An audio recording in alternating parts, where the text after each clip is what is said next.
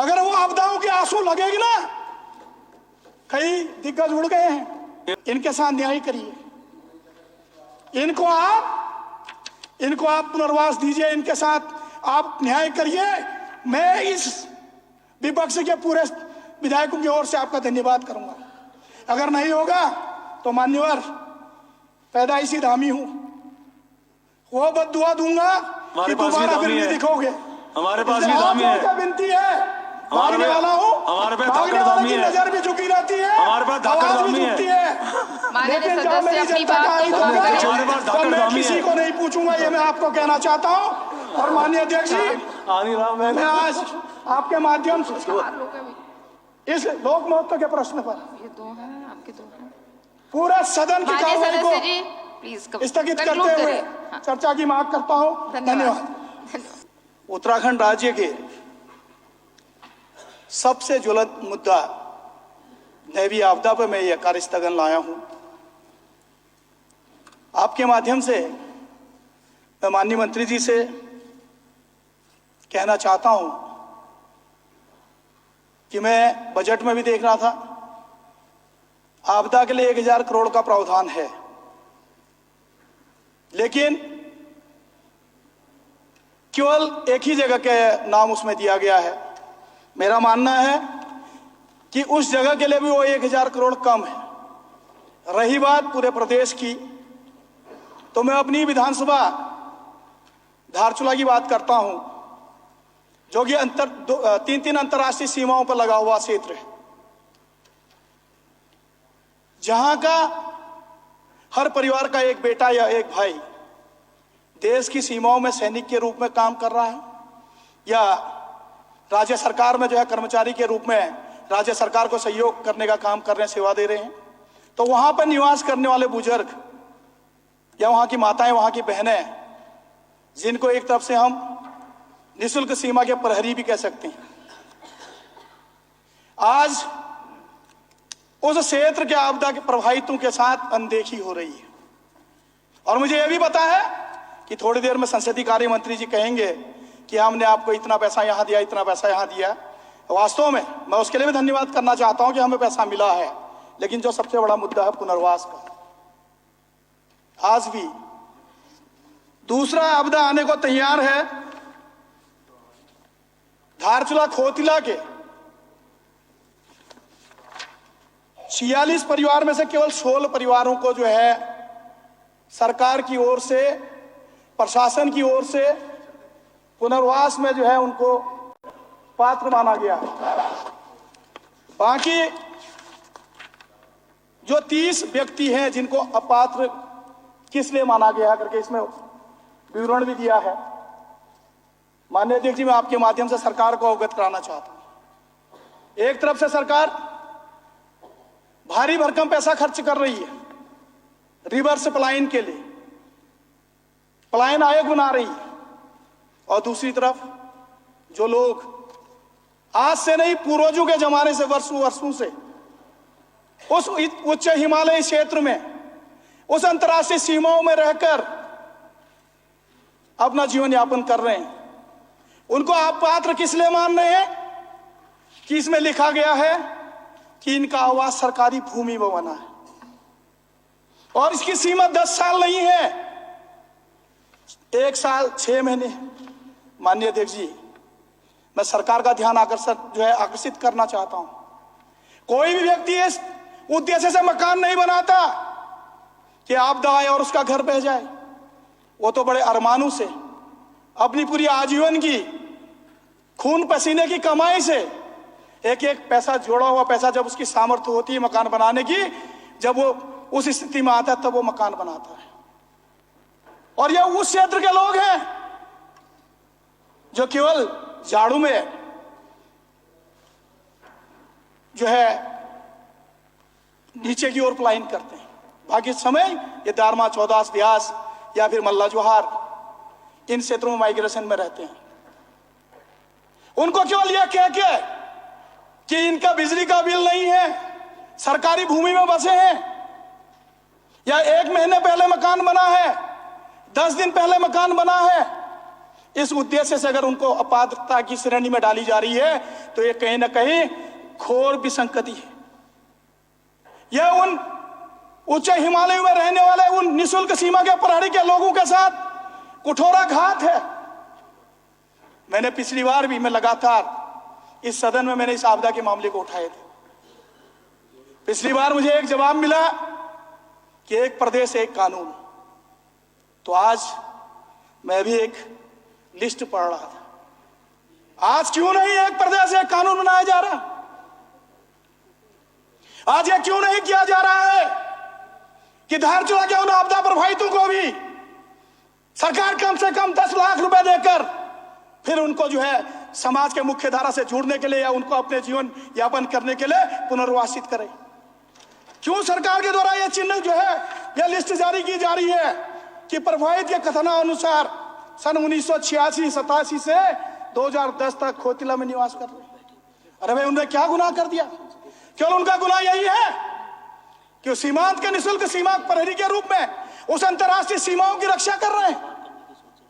उन कठिन परिस्थितियों में भी वो अपना गांव, अपने उस पहाड़ को नहीं छोड़ना चाह रहे। सरकार को बल्कि उनको तो जो है प्रोत्साहन करना चाहिए था कि भैया इन विकट परिस्थितियों में भी ये लोग यहां रह रहे हैं। जब पूरा देश माओवाद से ग्रस्त था तब भी वो धारचूला विधानसभा माओवाद को वहां कदम रखने नहीं दिया। वो स्वाभिमानी लोग थे। आज उनको केवल सरकारी भूमि में बसने पे जो है अपात्रता की श्रेणी में डाल दी जा रही है। सबसे बड़ी दुख की पीड़ा, माननीय अध्यक्ष जी, मैं धारचूला था, मैं उप जिलाधिकारी कार्यालय में था, छोटे छोटे बच्चों को लेकर जब वो महिलाएं रोते हुए आई, उन्होंने कहा विधायक जी हमारा कौन है, आप भी तो सरकार पर आवाज उठा सकते हैं। आज ये मानिए 1 साल होने जा रहा, 60 परिवार को एक मिनी स्टेडियम के एक हॉल में रख दिया गया है। मैं कल आपका भी देख रहा था, आज सुबह में सोशल मीडिया में देख रहा था, आप भी बधाई दे रहे थे कि हाई स्कूल इंटर के बच्चों को इस परीक्षा के लिए बहुत बहुत शुभकामनाएं। माननीय अध्यक्ष जी, सच्ची शुभकामनाएं तब होती जब वो 60 परिवारों के बच्चे सरकार के नियमावली के तहत किराए के घरों में रह रहे होते, उनके लिए व्यवस्था की जाती जहां पर वो पढ़ भी सकते थे और परीक्षा की तैयारी भी कर सकते थे।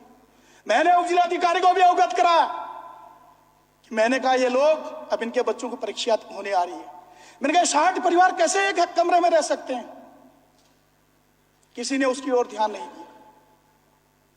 आज भी वो लोग टकटकी लगा के देखे हैं कि ये उत्तराखंड की राजधानी गैरसैंण में, अस्थायी राजधानी गैरसैंण में विधानसभा का सत्र चल रहा है। कुछ वहां से प्रदेश के युवा मुख्यमंत्री और सरकार की ओर से कुछ उनके लिए भी खुशखबरी आए। रोज मीडिया में छाया हुआ है कि उनका भोजन बंद कर दिया गया। जब रिलीफ कैंप बना है, हम उनका पुनर्वास नहीं कर रहे हैं, तो आखिर क्यों उनका भोजन बंद कर रहे हैं? मैं पूछना चाहता हूं, क्या सरकार बता सकती है कि आखिर उन्होंने क्या गुनाह किया? केवल यही गुनाह कि वो धारचूला जैसे दुर्गम क्षेत्रों में आपदा से प्रभावित होने के बाद भी सड़कों में नहीं उतर रहे हैं? सरकार को हाथ जोड़ के टकटकी लगाकर सरकार की ओर देखिए कि जिस तरह आपने तटबंध के लिए पैसा दिया, अल्धारा के लिए पैसा दिया, उसी तरह हमारे लिए पुनर्वास के लिए भी दें। माननीय मंत्री महोदय, आप लोगों ने जो दिया उसके लिए मैं धन्यवाद भी कर रहा हूं, लेकिन जो आज उन प्रभावितों के साथ हो रहा है उसके लिए भी मैं आपसे न्याय की उम्मीद करता हूं। आज पूरा धारचूला मुनस्यारी के लोग जो आपदा प्रभावित इसलिए प्रभावित रखे गए हैं, सरकार की एक नई फरमान देख रहा था कि हम आपको पुनर्वास करेंगे, आपको उस गांव का वो घर बार तोड़ के दूसरी जगह जाना होगा।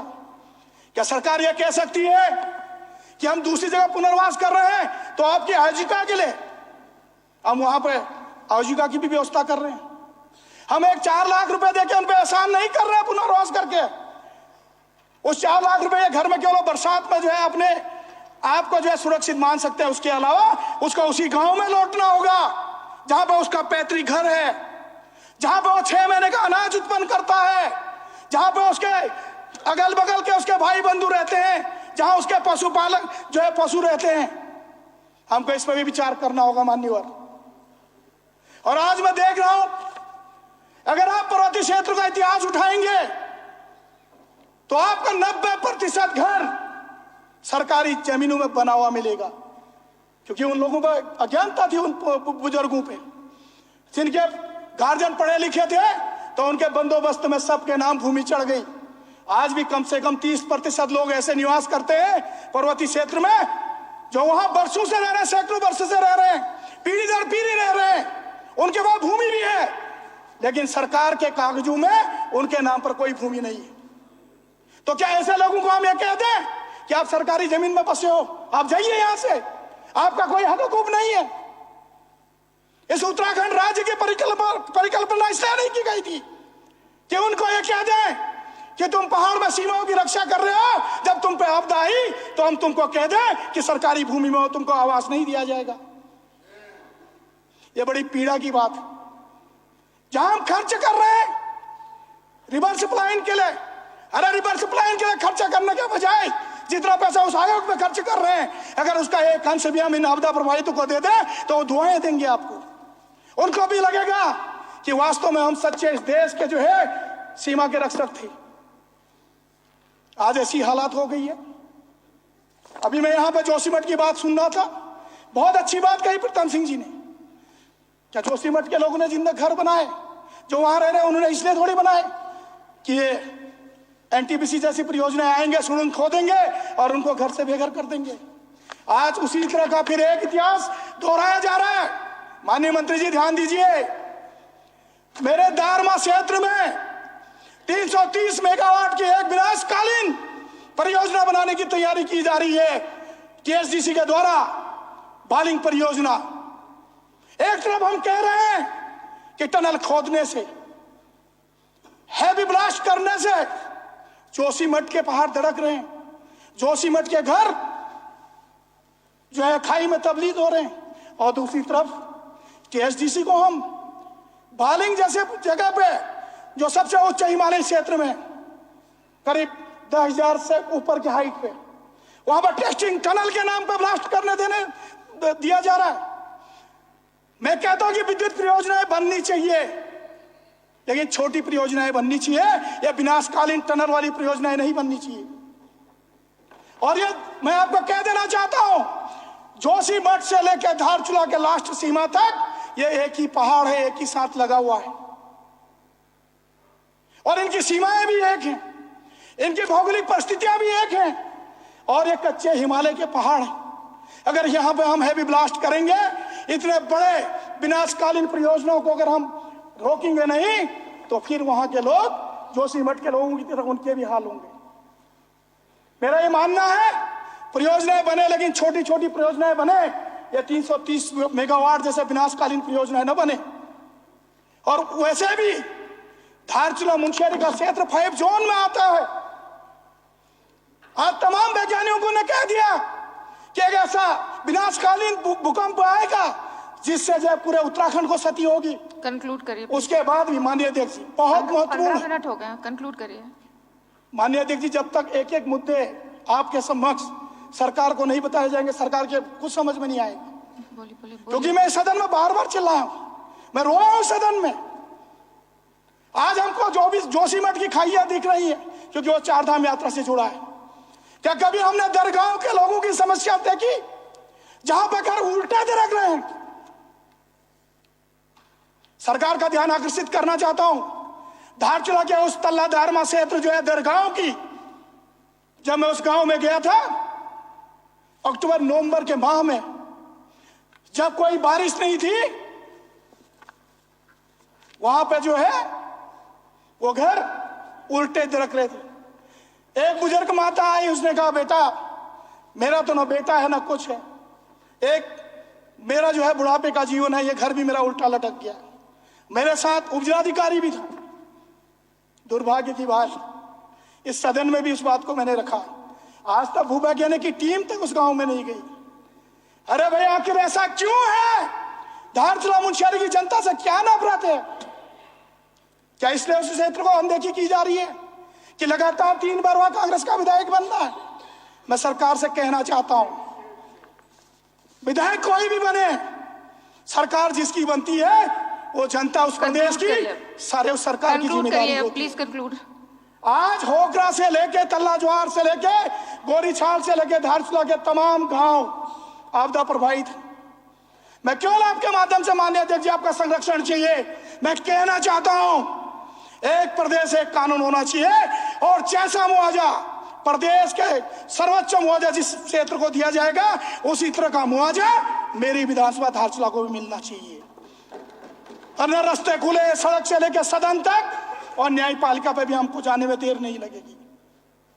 और अगर इस परेशानियों से वहां की जनता अगर कोई गलत कदम उठाती है, वो कहीं किसी गलत मामले में लिप्त होते हैं, तो जिम्मेदारी उस जनता की नहीं होगी, माननीय मंत्री जी आपकी सरकार की होगी। बहुत कहते हैं आप भारत माता की जय।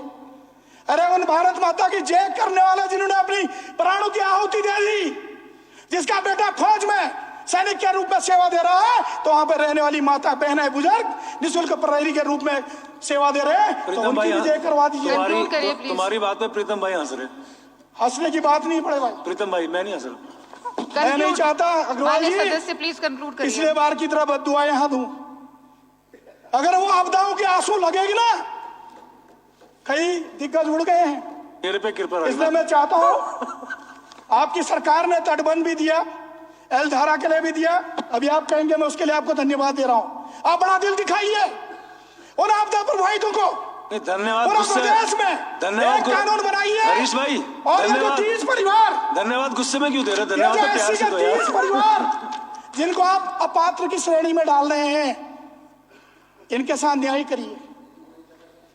इनको आप पुनर्वास दीजिए, इनके साथ आप न्याय करिए। मैं इस विपक्ष के पूरे विधायकों की ओर से आपका धन्यवाद करूंगा। अगर नहीं होगा तो मान्यवर पैदाइशी धामी हूं, वो बद्दुआ दूंगा कि दोबारा फिर नहीं दिखोगे। हमारे पास भी धामी है। विनती है, भागने वाला हूं, हमारे पास भागने वाले की नजर भी झुकी रहती है, हमारे पास धाकड़ धामी है। लेकिन जब मेरी जनता का हित होगा तो मैं किसी को नहीं पूछूंगा, ये मैं आपको कहना चाहता हूं।